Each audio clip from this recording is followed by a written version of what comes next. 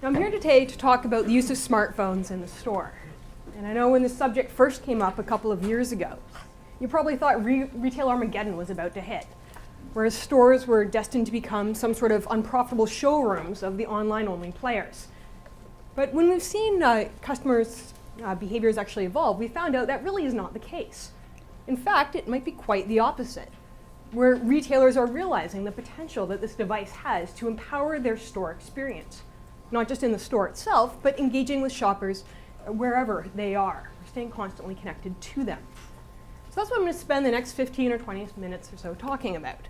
What are retailers doing to try and connect with shoppers today, and also where do we see this activity headed going forward? So without taking any more time, let me dive right in here. And first off, I want to start out by level setting. What proportion of primary household shoppers in this country actually have smartphones today? Now, if you look at the Generation Y or the Generation X, to your point, their mobile adoption is through the roof, 80% or 2/3 of this group. But I also want to note that many boomers have actually adopted this technology as well. So last March, about 2 in 5 or 4 in 10 said they had this device. And when you look at these year-over-year growth rates, we're actually expecting that by this coming spring, when we sample this again, that over half of boomers will have a smartphone. Meaning this technology is pretty ubiquitous among shopping cohorts, or among all the major shopping cohorts that you see in the US today. And shoppers are actually using this technology to help them shop as well. We see this from the last holiday season with people's shopping patterns, where we saw about 20% of shoppers said, yes, I use this device to help my shopping. Now, interestingly, you saw that the proportion of people that said they actually purchased through this device was much lower. When you dive into the behaviors in the store, you actually see very similar patterns emerge. So in the store, about 1 in 4 shoppers with this device said, yes, I've used this to look up reviews, check prices, do all sorts of shopping activities in the store. But only about 7% of respondents with this device said, actually, I purchased something while standing in an aisle. So despite some of the hype we might have seen about this showrooming behavior, or despite some of these intimidating apps you might have seen come out from someone like Amazon with this price checker tool you see here, we find this really isn't the common behavior at all. It's not the most frequent use of this technology at all in the store. In fact, when you look at where shoppers tend to shop with this device, we see that it's really all over the place. The most common location where shoppers say they are shopping on their phone is actually at home. So whether you're watching TV and just browsing around, or using this as part of your pre-planning activities, and that's actually the most common location. Now, in addition to stores, we also see people saying they're using it while they're waiting around, even while they're commuting. Even 1 in 10 said we used it while I'm at a restaurant. So what this means is this really is ubiquitous. It turns the consumer into a shopper anytime, anywhere they go. And from a retailer's point of view, that means I can be reaching my shoppers. I can be attracting my shoppers wherever they are. I can stay constantly connected to them. They can literally hold me in their pocket with their phone. And so we're seeing more and more retailers actually try to adopt this, actually encouraging this behavior. I think one of the common examples we've seen is from some of the big box stores, where instead of discouraging the use of smartphones, they're actually enabling Wi-Fi in their stores. So retailers like Sam's Club or Target have actually enabled this Wi-Fi connection, wanting to make sure that shoppers don't hit a dead zone when they walk into their big box. So that leads us to the crux of the presentation today, which is, how are retailers trying to connect with shoppers through these devices?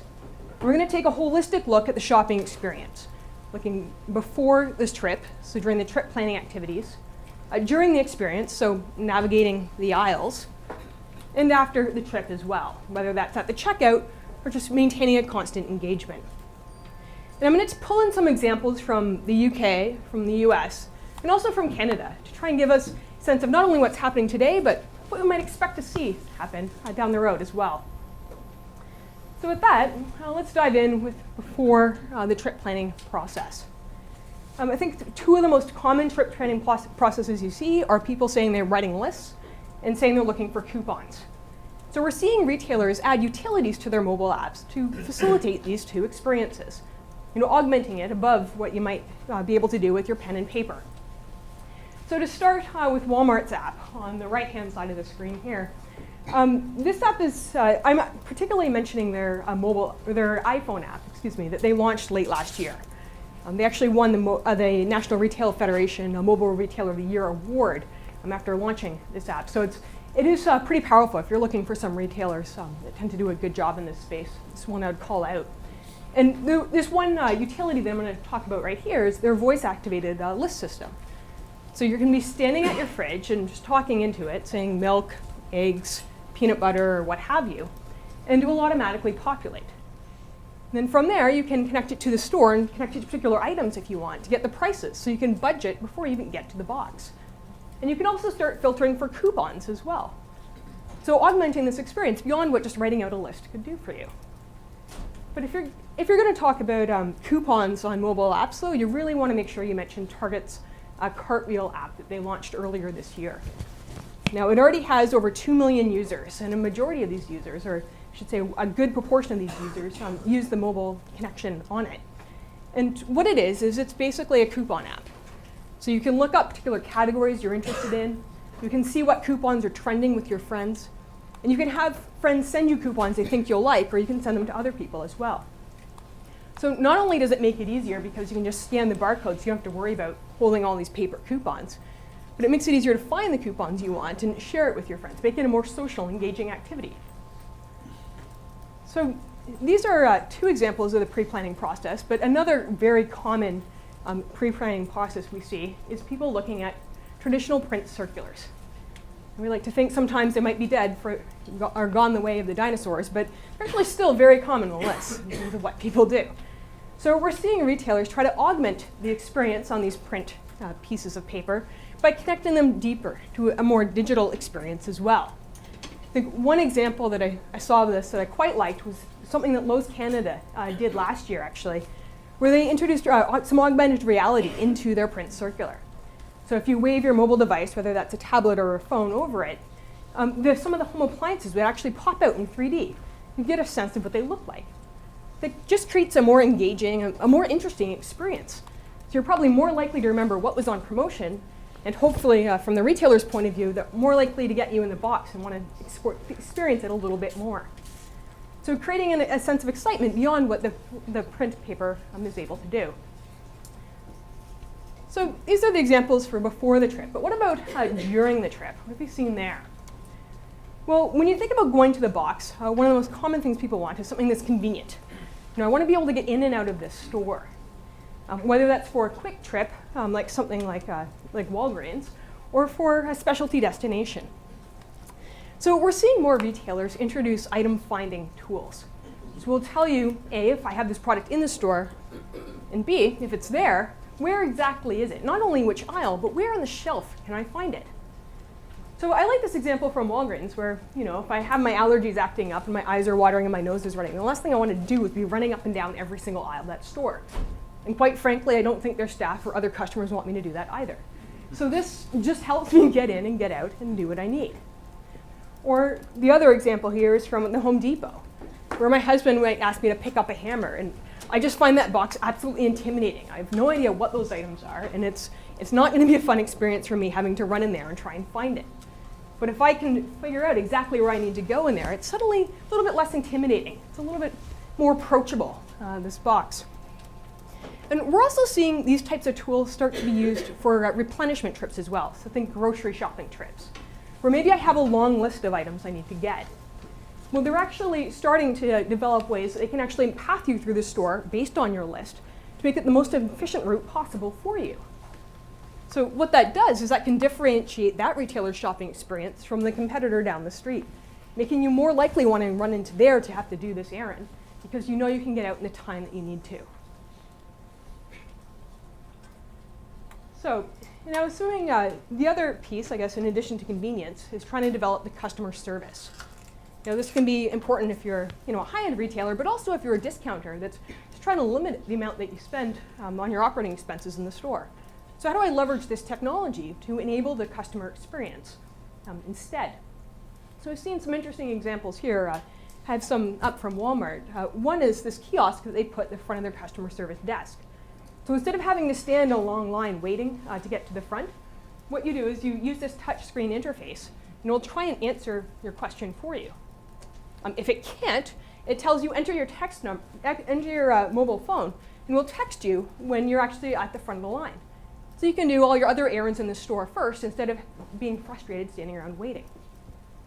Now, they're also trying to leverage more social media as well, like the example of some of the social store apps they have, or even the Twitter in the store. Now, these are still in pilot, but the basic idea is that if you're in the store and you have a question, say, when is this? Are you guys going to have this new movie release, on DVD next week? Now, instead of having to track down an employee and have them look that up for you, you can communicate with the store in the media you prefer. So I can tweet the store and ask them, and they'll message me back right away. Just making it a little bit more convenient and a little bit more centered around how I like to interact. Now, another piece of this is when you're looking at a category, or you're looking at the shelf, trying to figure out what it is you want. We've seen a variety of ways that retailers have tried to develop tools to try and help shoppers make these decisions. I think one of the most obvious, one of the most widespread examples are various buying guides that you see on the phone. So for me, admittedly, in a few months, I'm going to have to figure out how to find the right bottle. So I have no idea what I'm doing in that space yet. But with their user buyer guide, they'll tell me so I don't accidentally get the ones for toddlers that my newborn will never be able to use. So just making that decision much easier for me. The other piece is also adding a sense of purchase certainty. This is an example from Home Depot where you see the big doors on their aisle there. And you're like, that's great, but I can't really envision what that would look like at my house. Well, now the app will actually help you envision what it looks like at a house or at your house if you want to put a picture of it there. So just reducing the sense of insecurity or uncertainty in terms of making these decisions. Then the last one is just, it's a pretty simple example, but I think it was pretty clever in its simplicity. So you're used to seeing recipe cards in the grocery store, trying to encourage you to try out different ingredients or new items. But instead of putting the cards there, they just have the recipe written on a board and say, take a picture of it. Now you don't have to worry about losing this card, and for them, they don't have to print out so many cards. And it just makes it a more convenient, more seamless experience for the user. But the last, or the other piece you want to make sure to also consider is how they can use this technology to help convert the sales at the shelf as well. So once I know what item I want to get in particular, say for instance, I can't find it. This most commonly happens when you have a category that has a lot of different items, a lot of SKU variety. And also, you tend to purchase it pretty infrequently. So the retailer just might not stock all of those different items on the shelf. So a good example of that category could be toys, for instance. And here are some examples from Tesco in the UK, where they introduced these endless aisles kiosks in their store. It's still a test, and they introduced it at the end of last year. Basically what it is if you don't see the particular Sparkles Barbie you need for your niece's birthday party on the shelf, it's like, fear not. We have thousands of extra SKUs online, and we want you to remember this. So this is an interactive kiosk where you just type in or you look for the items you want, and then it says purchase it on your mobile phone right here, and we'll ship it home for you. So in connecting the shopper not only to the store assortment, but reminding them that they have this endless aisle or this widened shelf as well available online. Then the other example here I'd call out is one from Target that they did the last holiday season, where they pointed out the top toys, or you can think of this differently, the toys they probably thought would sell out earlier or first. And they wanted to make sure that they would not go out of stock on these items. So at the end of the shelf, if you're saying, okay, we know you want this hottest toy, you didn't see it right here, but don't worry, scan right here, you can order it online, and we'll ship it to you for free. So capturing the shopper while they're in the shopping mode at the store, making sure to convert the sale, instead of having them walk out and try and find it somewhere else. So that's for the shopping in the store, but what about after this experience as well? What about as you're checking out, for instance?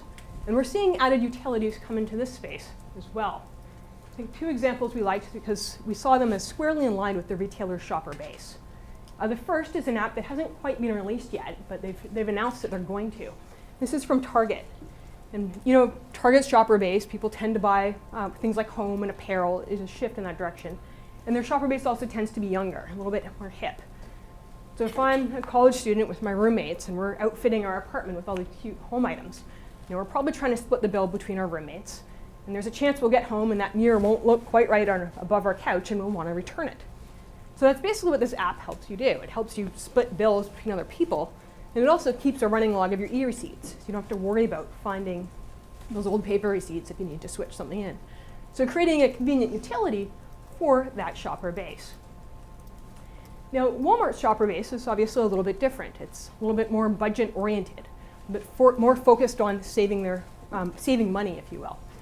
So what they have done with their Scan and Go checkout app, which this is something they've started to roll out earlier this year, is it's a mobile self-checkout service, basically. So you scan items in your basket as you're going through the store, basically keeping a running tally, knowing exactly how much you have versus how much you need to spend. And then you go through their self-checkout. So it doesn't matter if you have a credit card or not. You swipe your phone on the self-checkout, and then you can actually pay for it right there. And at the end of it, they'll actually keep a running total of your receipts as well, but they call that as a budgeting tool to help you manage your own expenses, to know how much you spent on groceries this month. And also, they've actually started to integrate coupons as well.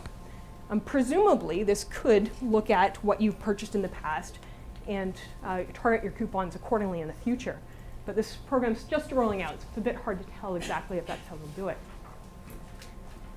So in addition to the checkout experience itself, you also have the continued engagement with shoppers beyond the checkout. I've seen a couple of interesting tools come from retailers to try and do this. The example at the top was released by the largest retailer in Canada earlier this year, where it's their loyalty program called PC Plus Points, but it's mobile enabled. And of the about 500,000 people or so that have signed up for it since this pilot started, a majority of those people had actually signed up for the mobile or the online version of this. And what it does is it has this app that will give you recipe ideas or meal solutions based not only on your past purchases and your purchase preferences, but also based on what's on sale that week. So kind of reliving or kind of enforcing their best in food proposition, helping you save money and get fresh, interesting meal ideas based on what you like to eat. Now, Walgreens also has a pretty interesting program as well that's very engaging around their brand. It's called their Steps with Balance Rewards. So if you use their mobile app, you'll see that you can log in and set health and wellness goals for yourself, whether that's walking more or making sure to get your flu shot or what have you. And then as you track your progress towards this goal or as you complete this goal, they actually give you points which you can redeem for money in the store. So presumably the next time you come back to want to make a purchase, or next time you come back to start planning your next trip, you'll think of this retailer as well. Okay, so to wrap up, some of the themes that we've seen today when we've looked at how retailers are using the smartphone to connect with shoppers across the shopping experience. I think the first thing that we're seeing is the interactions are certainly becoming more targeted. They're becoming more individualized, and we're only going to obviously see that increase. But not only is it going to become more personalized, but we're seeing it become more contextualized. So not only based on my past purchases or perhaps what's trending with my friends, but also based on physically where I am. Am I in the store or not? And also, what time is it? Is it in the morning? Is it in the or is it on the weekend, or is it a particular season? So you can particularly target these shoppers. The other piece I'd want to point out is we're seeing this conversation shift from price transparency of using the mobile app to just price check, what's on other competitors or what's on the retail, online only sites. But this is allowing retailers to develop private pricing conversations as well. Because whether or not it's offering coupons or targeted rewards, I can connect with my shoppers and develop a personal conversation with them, offering them deals that you just can't price compare to someone else. So developing that loyalty even further. And then moreover, as I have a better understanding of what my shoppers are doing, not just only the items they purchased in their basket through their loyalty card, but how they're planning their trips and how they've connected afterwards as well. I'm going to have a much more sophisticated level of understanding of how to reach this audience and what really engages each and every one of them. So with that brings us to the end of the presentation. I think I stayed in my time as well. And I'd like to thank you, and feel free to reach out if you want to chat further. Okay, thank you.